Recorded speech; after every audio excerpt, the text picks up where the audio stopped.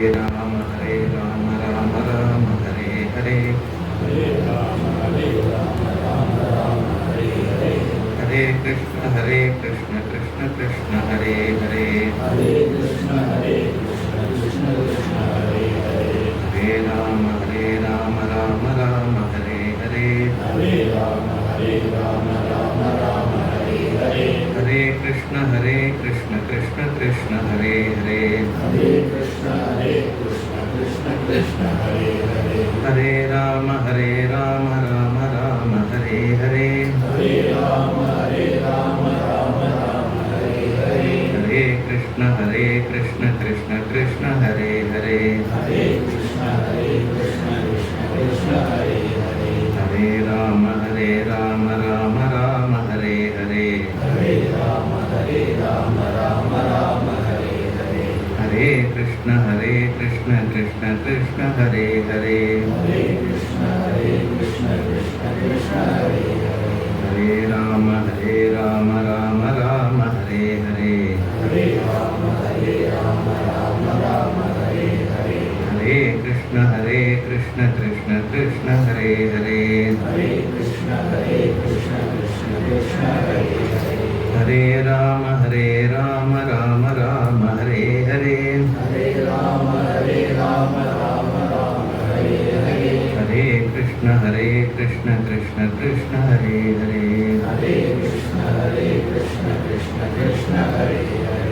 Hare Rama, Rama Rama, Hare Hare. Hare Rama, Rama Rama, Hare Hare. Hare Krishna, Krishna Krishna, Hare Hare. Hare Krishna, Krishna Krishna, Hare Hare.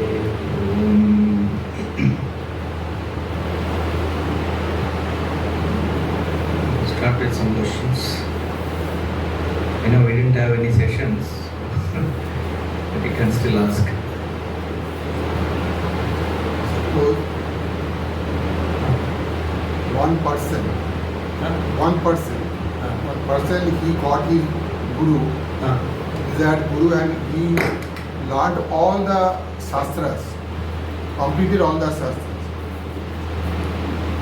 After completion of the shastras, we can tell that he got his moksha. Okay, so there are two ways to look at it. Okay, see, the simple fact is what we say when the pramana is there, when there is a true pramana and the pramada is there unhindered and the prameya is there, the knowledge has to take place.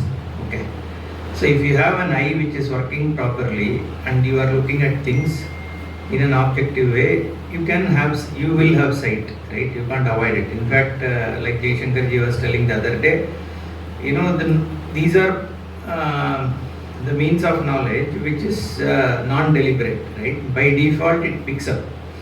So Swamiji used to say that if you are standing somewhere and corporation vehicle goes, you have to close your nose. Whether you want it or not, it will enter. So means of knowledge, job is to give you knowledge. So Shastra as a pramana, being a valid pramana, and when it is being handled by somebody in the Sampradaya, the knowledge has to take place. Okay, because there is no problem with the prameya. Brahman has no problem. Okay, so there is no reason why Brahman cannot be seen for a reason that is loaded on Brahman. Okay, you can't say for this reason the Brahman is not knowable. We can't say because all that is here is Brahman. So there is no problem with prameya. There is no problem with pramana as a Shruti as a pramana, so long as the teacher who is handling it is from the Sampradaya and himself has the prameya jnana is there, then you can say the pramana also there is no problem. Okay, so there can be no problem with prameya and pramana. So if there is an obstruction, it is only with the pramata. Okay. So the pramata's problem are typically in the form of, we generally say there are three things. Okay. One is ignorance, we all know, the avidya, the basic ignorance.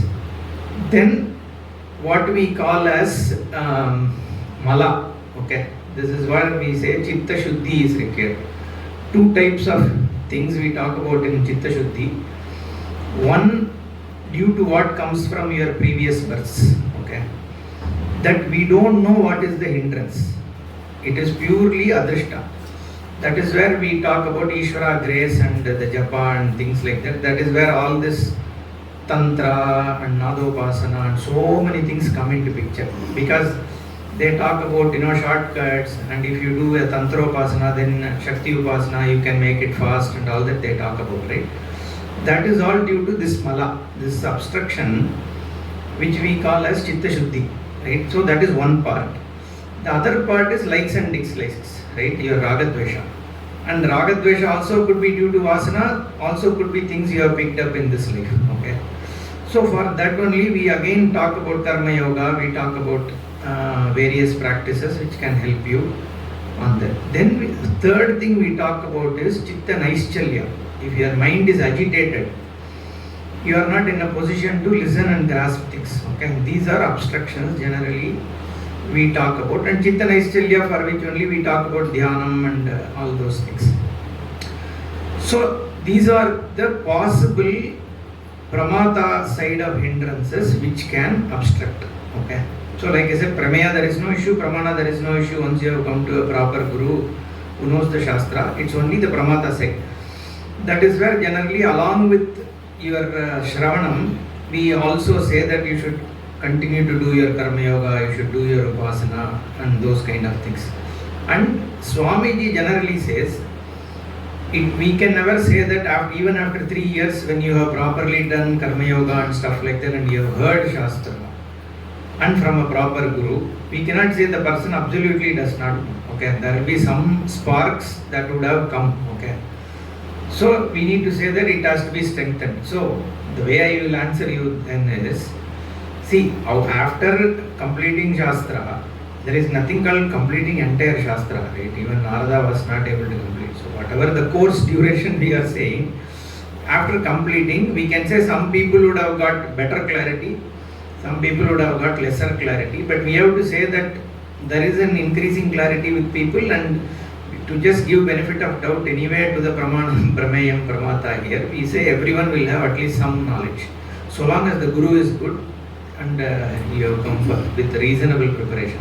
And nobody comes fully prepared, right? See, what is a full preparation? When you say Ragadvesha has to have gone away, Ragadvesha doesn't go away until Kartar Bhoktrutvam goes away. That means only Jnani will have zero Ragadvesha, right? So an Ajnani cannot have full freedom from Ragadvesha or preparedness which is like 100%. So it is, we say, reasonable, apatatam is what we say.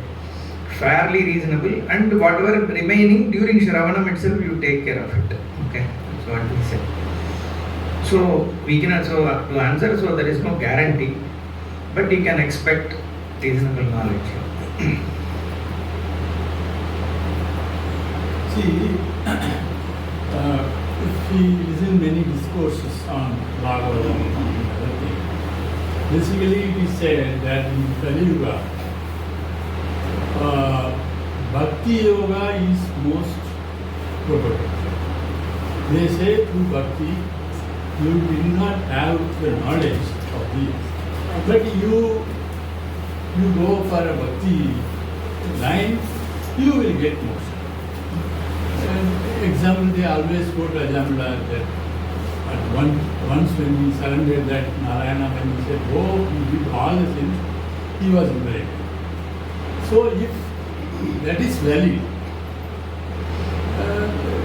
then only following the principle of Bhakti alone may be adequate.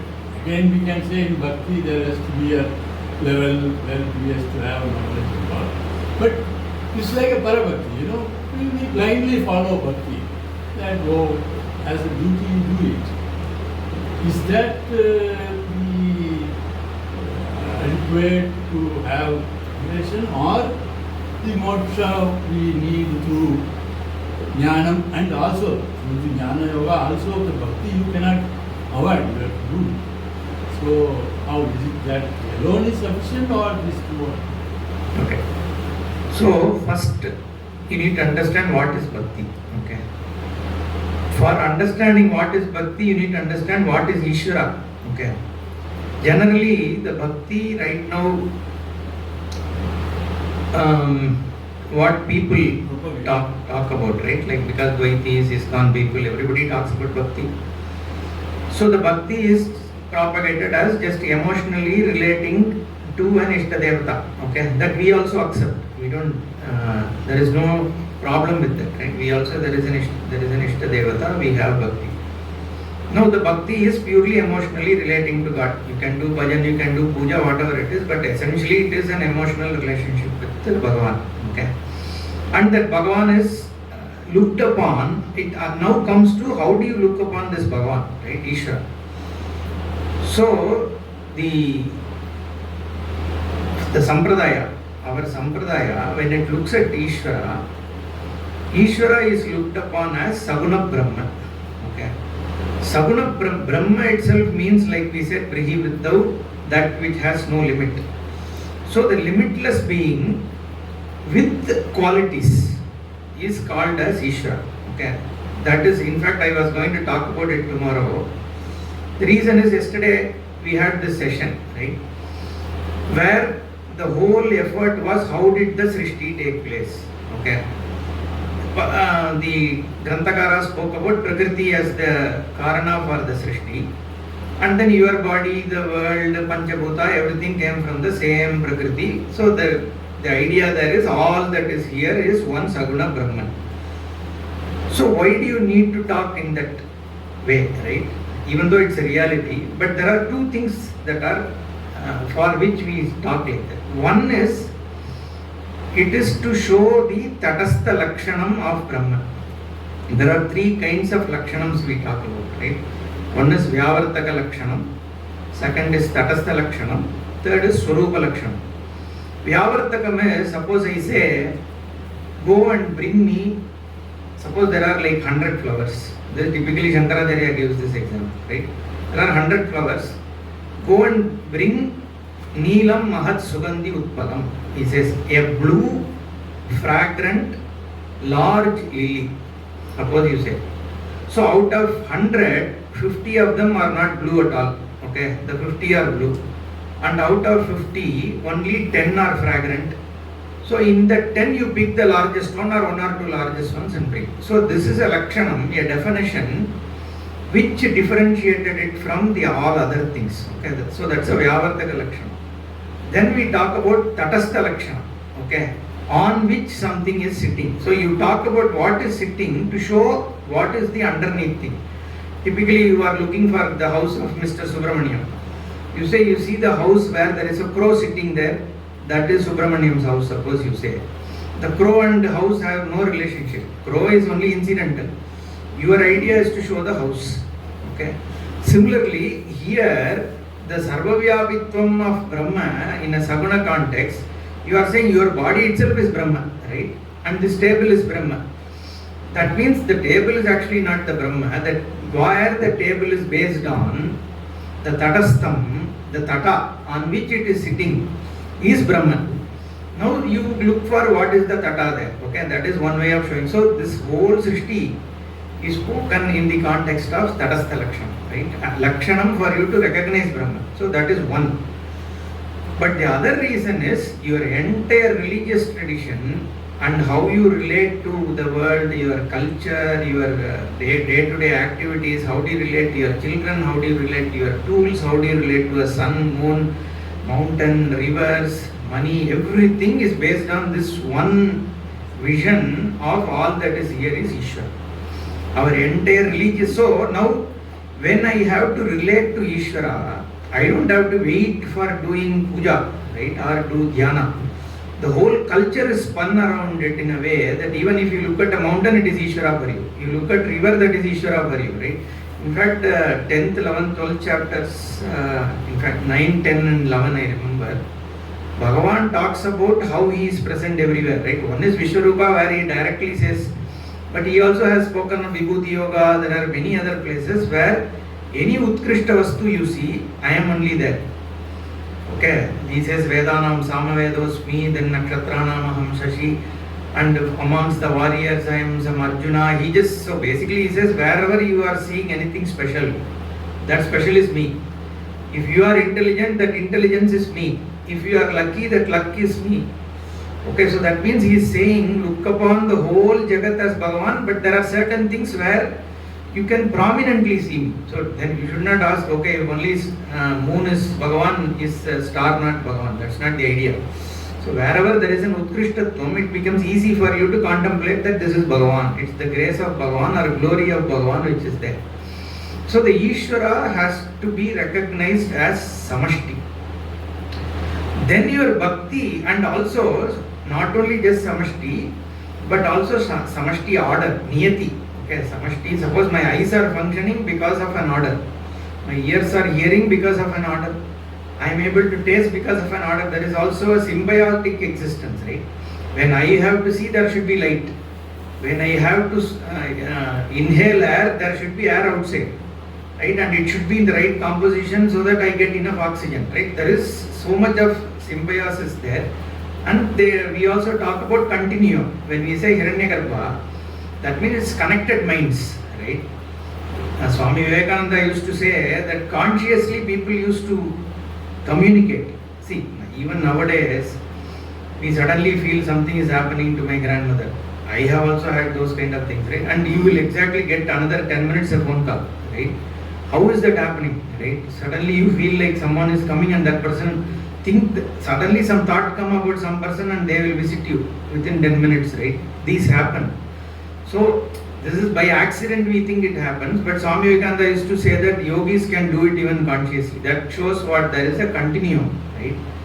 And Shastra also talks about continuum. The moment you say Hiranyagarbha, which is a fully connected consciousness, then it is a continuum, right? The Vashti Samashti. So this Samashti Ishvara recognition and relating to that Ishvara is what we call as Bhakti. Okay. So there also emotion and other things come in. Okay. But you rest in the Ishvara as though he is the infallible. Ishvara as infallible, the one in which you can fully rest. That is what is Bhakti. That means you are recognizing Ishvara everywhere, including you.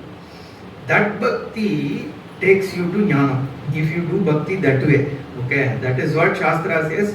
Bhakti is what, so the moment the Bhakti gives you Jnanam of Ishvara, that is a Samashti Saguna Brahma Jnanam you have got. From that point it is only eliminating the attributes, right? What is Satyam, what is Mithya, you understand, you gain the Samashti. The Brahma Jnanam is very easy.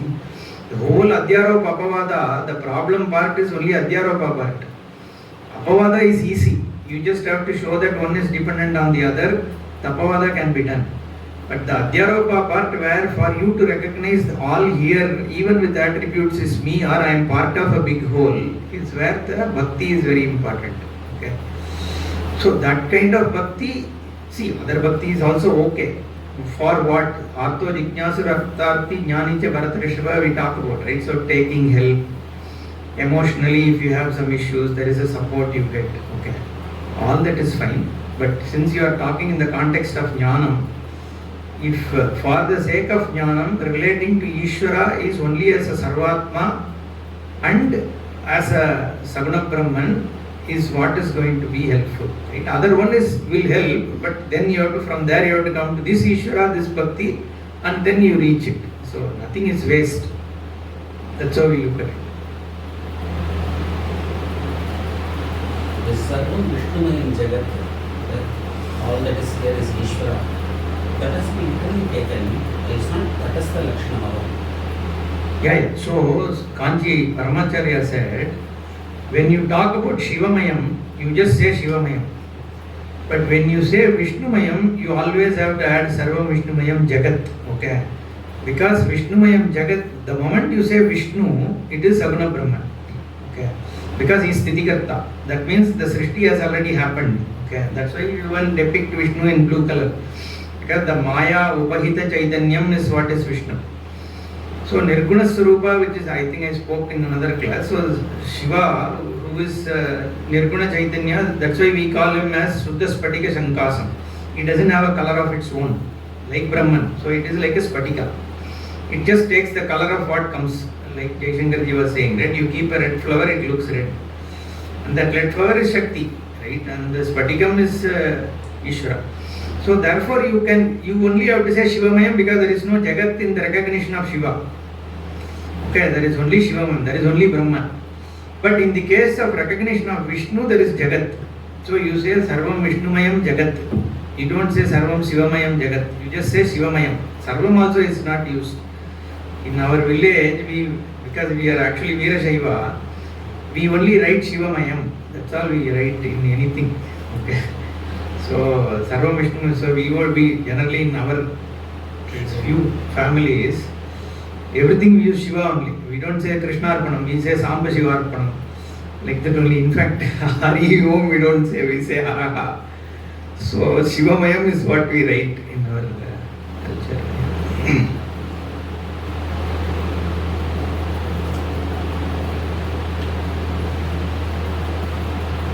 That can be taken literally.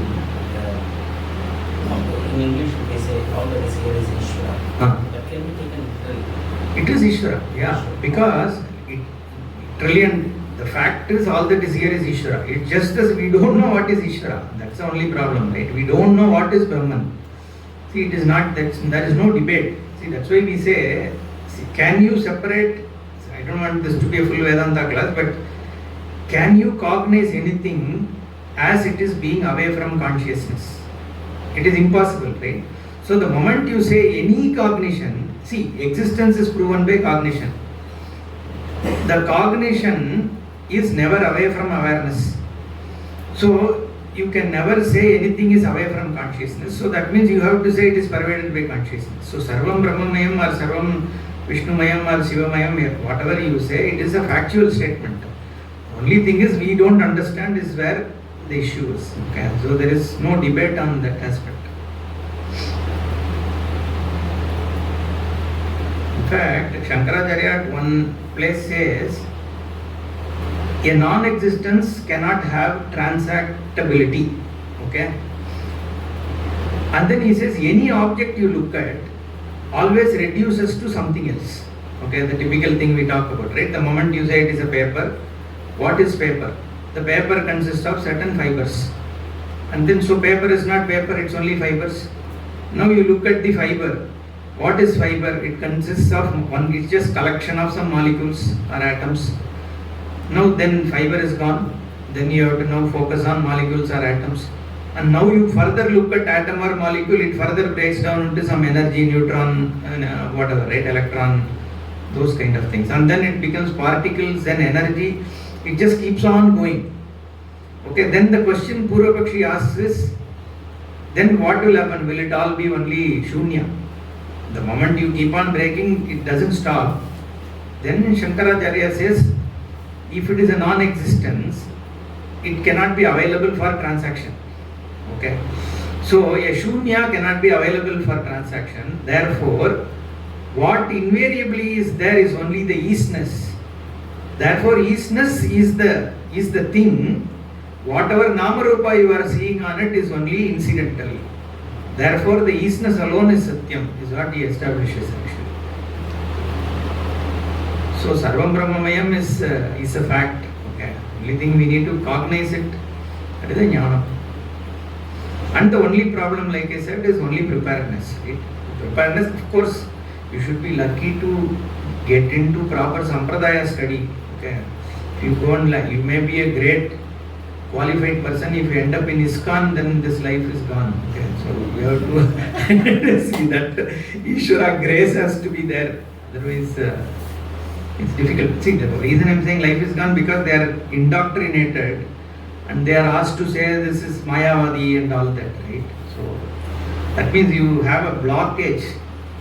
Like Vishishtadvaita, they say if you hear Advaita, close your ears. That's what they say. You should not eat food there. You should not even mingle with those people. So once you block them with so much negativity, you don't have a chance, right? So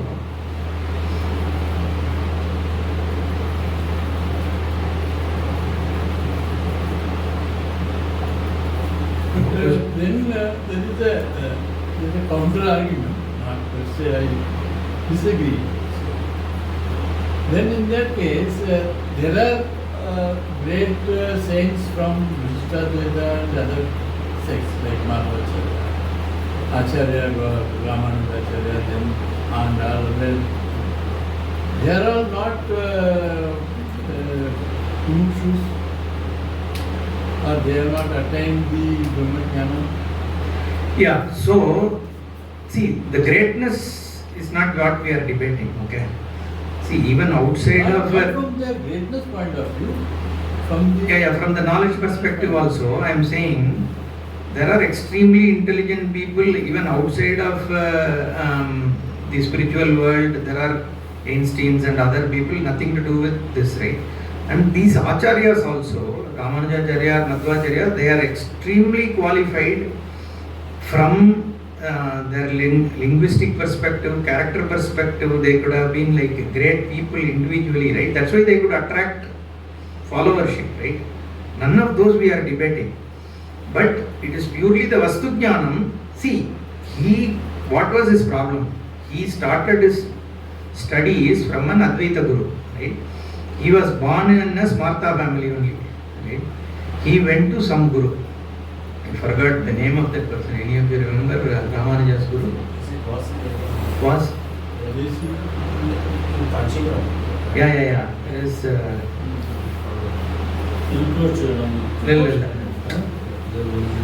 a very unique name. Huh? None of those.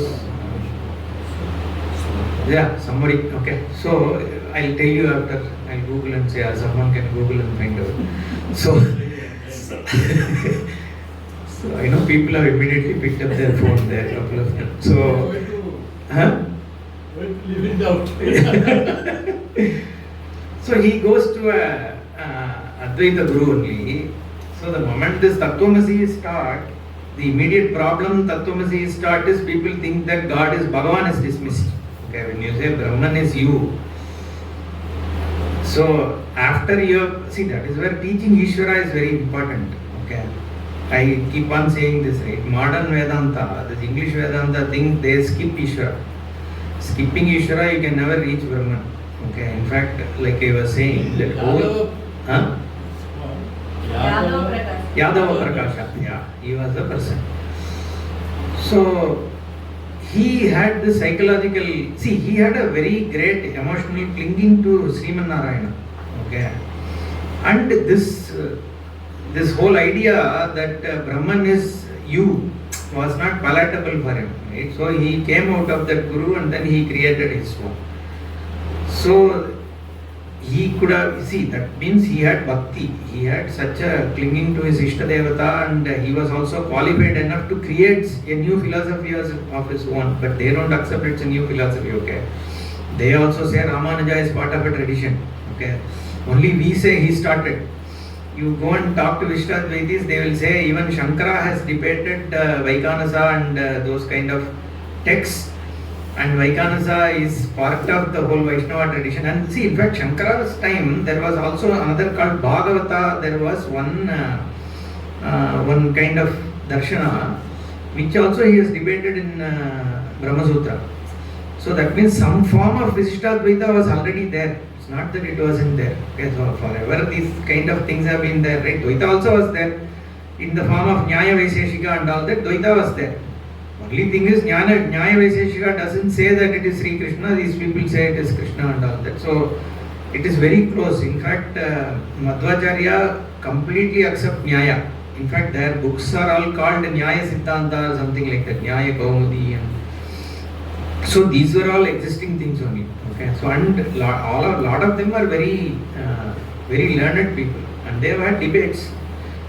Not like, they are very dull people. They are great acharyas and they are great by character also, like Raghavendra Swami and all that. They were able to see, the difference is only in the final Siddhanta, right? Otherwise everything is same. Everyone had same, karma, puja and whatever, right? It's all the same. They are bhaktimans. See, until then we respect. In fact, Swamiji used to say, from a dharma and this thing perspective, we respect all of them. But that doesn't mean the truth can be two things, right? You cannot say it can be both Advaita and Dvaita. Both can be true, you can't say, because one is opposed to the other. So only if it is not Dvaita, it can be Advaita, right? I cannot say this is also right, that is also right, then put one circle where you have Ramanuja here, Shankara there. Many of these people do, right? Ramakrishna Mission, nothing against them, but that's what they do, right? Satya Sai Baba, all these things, they say everybody is same. See, for you to do some bhakti bhajan, everybody is same, but if you want to really understand, come to Siddhanta, then one is opposed to the other. Anything that Swamiji used to say, anything which is not Advaitam is Dvaitam only. There is no Visishta Advaitam, Dvaita Advaitam, all that, right? If it is not Advaitam, it is Dvaitam. Simple. Because if any non-dual is dual, right? That's about it, right? And then within that there are 100 divisions. One guy will say Atma is this much, another guy will say Atma is this much. That's the difference. Jaina people say it is only ants Atma is this much, however ours is big. I haven't really studied, but that's what they say. So, and somebody says Atma is Vibhu, Sarvavyapi, but there are many Atmas. Then Sankhya says there are many Purushas, there is one Prakriti. These are all different. What is the pramana for all this, right? Is everybody's own conceptions, yeah. So, what's the difference? Are they all referring to the same scriptures and interpreting it differently? Yeah. So that is why, yeah, you are right. Okay. So not all of them are. Generally, there is a Astika Darshana, Nastika Darshana, or we can say Vaidika Darshana, Avaidika Darshana. Like Buddha, both Buddhists, right? Buddha, they don't accept Veda as a pramana. Okay, they have their own theory. And I think Jains also don't. So there are quite a few like Charvaka and others. They don't accept Veda as a pramana. There are Vaidika Darshanas like the Sankhya, Nayayika, Vishishtadvaita, Advaita. All these people take Veda as a pramana. But then they say this is what Veda says. That is where then, so now how do you determine who is correct, right? So that is why how to make sense of the Veda, there is a prakriya again. There is a upakrama, upasamhara. Then what is again and again, how does it start? How does it end? In what context is it being told? And what is being again and again repeated? Okay. So there are things like that. Okay. That is called Tatparya Nischaya Lingam. Okay. So what are the means by which you can ascertain the Tatparya? There are certain things we codify and say based on this, and also there is a cross reference. Okay, the Shruti says this clearly, and if there is, let's say Satyam is not understood, some other Shruti will have it. So that is how we make sense out of what is there. Okay. So, but not all of them give equal stature to Shruti. For example, right, ISKCON, we will say they take Veda and all that, but for them Bhagavatam is the main source. And they augment it with some Bhagavad Gita, rest all just comes, and Purana and all becomes a big thing for them. Stories. They'll say there is one story in some Purana which says Shankaracharya was sent by Sri Krishna to confuse the world. We don't even know that book who wrote, when it was written, but they take it as a pramana. Because it is said in this book, you should not read Advaita. They say, literally they'll say that. You go and read. They say that thing. That in this Purana, it is clearly written that Bhagavan Sri Krishna sent they'll give some name, some Asura or somebody. He sent them so that to confuse people. Therefore, you should not, and they quote something. And then this Madhva also, his name was not Madhvacharya. He had some other name. So he takes some Purana in which it is said a person by name Madhva will be born in this year. He himself kept his name as Madhva and says, see, this Purana says I will be born. Okay, this is the funniest thing. Okay, at least if their parents had named him as Madhva, we can understand, right? He just saw that quotation somewhere and called himself Madhva. That's it. He was Ananda Tirtha. Ananda Tirtha. And Achyuta Keshava was his teacher. Yeah. His place is there near Tirtha. They are also Advaitis only, right? They are Advaita. Smarta people only. Some turn happened. Yeah. Ananda Tirtha became Madhvacharya. And they'll write stories. This, what is this person, Ramanuja's guru? I again forgot. Yadava Prakasha. They create stories that he tried to poison and kill Ramanuja. That's why he came out. They create all these kind of stories. See, he was all said and done his guru, right? Whether you accept his philosophy or not, You can't do these kind of things, but they write stories like that. And don't put this in YouTube, okay? So I'm saying all kinds of things. So there is there are many stories like that. That Nambi, right? What is his name? Kuratadam. Then again some story, right? They plucked his eye, this thing, he ran away. Then Bhagavan himself came for support. They spin these stories and then take that as pramana, right? And then say, this is the problem. The story becoming a pramana and all, that is a problem, right? They'll say Vayu Avatara is Madhvacharya, some Hanuman, Mukhya Prana became him. These are all concepts. So, and that is their, they very seriously talk about those things, even arguments. See, simple thing I'll tell you, Tattvamasi. This Atma Atattvamasi, he wrote down, okay, the context is Sadeva Saumya Idamagra Asit. Sat alone was there before. And then it comes down and then says Atma Tattvamasi 8 times or something it tells. And it clearly says Tattvamasi, right? He splits it saying Atma Atattvamasi. Atma is not that. So why unnecessarily he has to say Atma is not that? This person didn't even ask whether Atma is that or not, right? So just by using some linguistic things, that's why the context is important. That's why I said Tatvarya Linga, you need to look at what is intended to be told by Shastra. It clearly said, the Kata Drishtanta, it says clay was there, clay became pot. The person when Shankaracharya writes that the story, right? Somebody goes from the village in the morning to work. While going, he saw a lump of clay. After finishing his job, he comes back. When he comes back, the lump of clay is gone. There are only a few pots and cups and tumblers. Then he says that what was the clay is only the tumbler, like that. And so it clearly says the tumbler is nothing but clay is the intent, right? That's what. So that has already been set up. And then Shastra says same way, Sadeva Saumya Idamagra Asit. Now what is there is Namarupa. So this Namarupa is nothing but the same Brahman, which was there. What was there is what is there now also. All that is here is Brahman. So that is very clear. After saying that only it says Tattvamasi. Then how can just Tattvamasi alone you take and add an Atattvamasi and then give a meaning, right? It's not reasonable. Is it, I've seen many of the discourses and listened to many of the even the Vaishnava acharyas. Generally, or maybe I may not be aware, hardly any discourse on Upanishads. Vaishnavas, right? Yeah. Even Ramayana and all, they won't talk. They have different kind of texts that they'll talk mostly Vedanta Desika and those kind of stuff is where they talk. Bhagavatam or Maha. See, even Bhagavad Gita they don't take very seriously. They have a lot of problem even in Gita. Bhagavatam also talks a lot about Advaitam, but they will, take this part of it. because it talks pure Advaita. Yeah. In the middle of the story, they just give it. In fact, it starts and ends saying that this whole story part is not this thing. The whole intent is to show only Brahman itself. It says. They take what they like. Huh? They take what they like.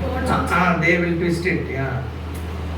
And they also see the other problem is they'll say whichever they are not comfortable where they cannot make meaning at all, they'll say these were all added later. Okay. Now if you say that for any book, then the book loses its pramanyam.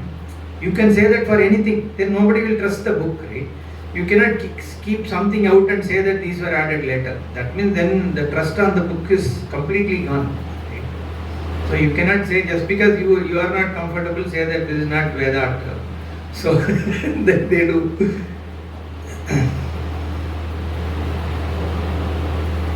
is that also the reason why a lot of Upanishads they keep referring to other Upanishads, like even when you and Jaishankarji are talking about Upanishads don't refer. Other like Madhukya also has this. So is that the Similar. reason? So because let me tell you this. Upanishads use a prakriya, some methodology. Okay. Each Upanishad uses a different methodology. That is one. Some there may be similarities, And the words it use also is not the same. Somewhere it says Indro Maya Abhi Pururupa Yete, where we have to take Indra as Brahman. Another place he will say you have to take Varuna as Brahman. Somewhere you have to take Sadeva Samya Idam Akrasit Satta as Brahman.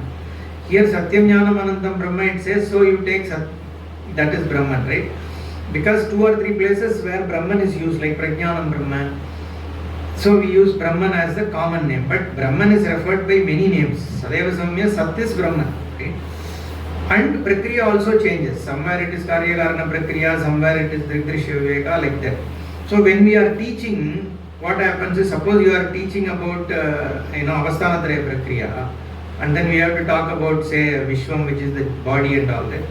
Then we will probably sometime refer to how Taittiriya talks about how body is created. So that is one thing. Another reason why we cross quote is also because to just reinforce, it's not only this Upanishad, so there it is clearly said this way, so like that. So that is why it is. It's not like one Upanishad is not complete in itself. We cannot say that. Any one Upanishad is complete in itself and it should be able to give you the jnana. Right? So if your question is, do we have to really stitch many things to bring out the jnana? That is not the case. Cross quotation is just to make you understand. Re-emphasizing and saying ki it's not added later, it's there also. No. See, at least these 10 Upanishads. See, Upanishads are generally taken out of the ending portion of Veda, but lot of these Upanishadic sentences are also there in Karma Kanda. Like Taittiriya Upanishad, where literally quotes Satyam Jnanam Anantam Brahma and say Iti and then quotes it from Karma Kanda. Okay. So these Upanishadic texts are there all over the Veda. Okay. So these interlusions is not like at one thing that has been added in the end or anything like that. But there are few other, there are very authentic Upanishads are usually what Shankara has put commentary on or has quoted. Okay. All the other ones, not necessarily everything we accept as. There is a problem in our tradition also. These interlusions are also a fact. Okay. Somebody will write one poem and then say Shankaracharya has written it. Even Bhajagovindam, I don't think most of the people accept was written by Shankaracharya. And one of the most famous thing of Shankaracharya, right? What is accepted is typically Dakshinamurti Stotram is accepted.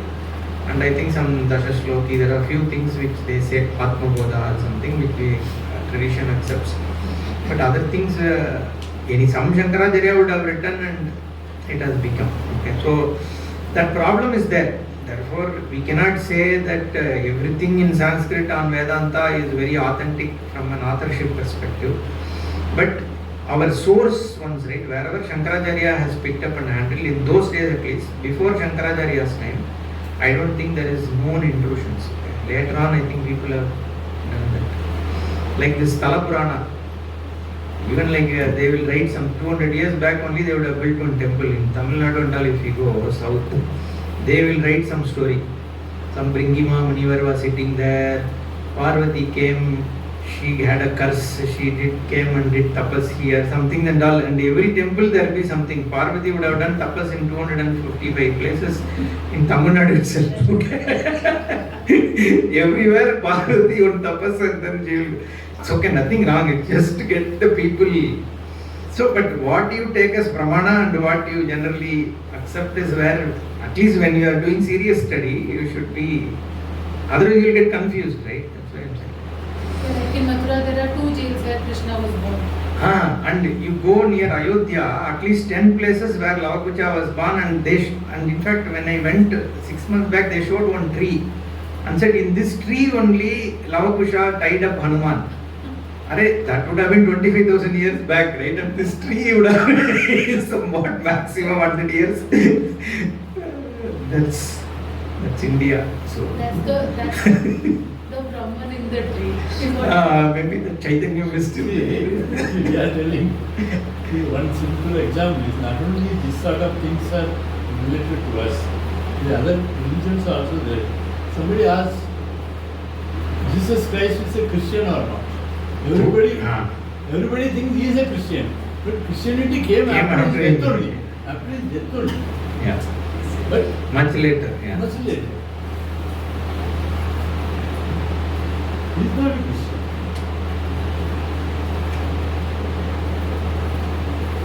Okay. We'll stop for any bhajan, Ravi, or there is any popular demand, otherwise we can. Man is always there. Okay, then I think they want to take rest.